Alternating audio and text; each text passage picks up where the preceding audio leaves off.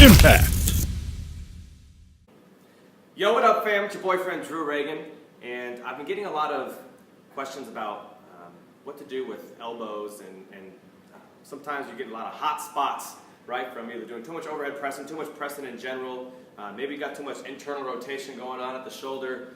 So when trying to press, right, or back squat, you create this like abnormal amount of torque, right, at this medial epicondyle on your elbow right here, and it gets hot, right? It's a big convergence zone.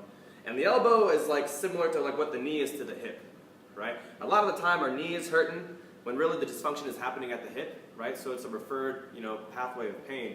Same thing happens with the elbow. So if you get really junked up shoulders, or you're on the computer all day at your desk jockey job, your elbows get beat up. So I've had elbow pain to the point like I put it on anything, and it's like firecracker goes off. It hurts really bad.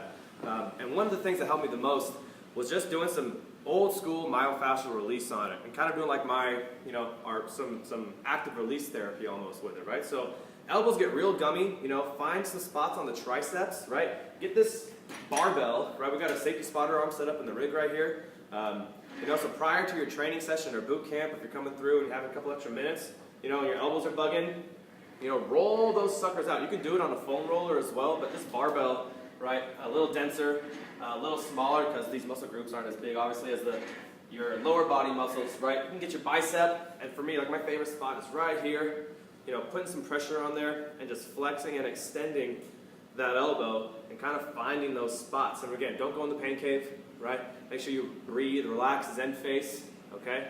And just work out some of that garbage, right? You can get on the ground as well.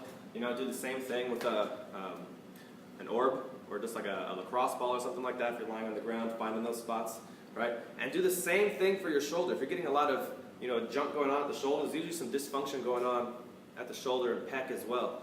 So lying on the ground, pretend I'm lying down, and you just kind of wax on, wax off, rotating through, finding those spots, breathing, right? And then do the same exact stuff as I'm doing for my tricep and my bicep for your forearms as well.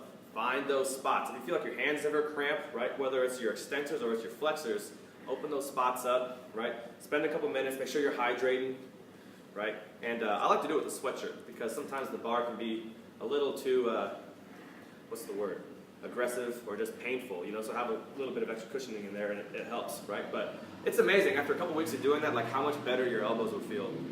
And it's really simple, just taking care of that tissue, making sure that your triceps and biceps aren't getting too gummed up so your elbow gets all fired up. So try that. If you don't have a barbell at home, come to Impact, or go to get a piece of PVC pipe, find something you can roll it back and forth on, something that's not going to bend or flex too much so you can get some really good pressure on it, right? But try that, let me know how it goes. Thanks, guys.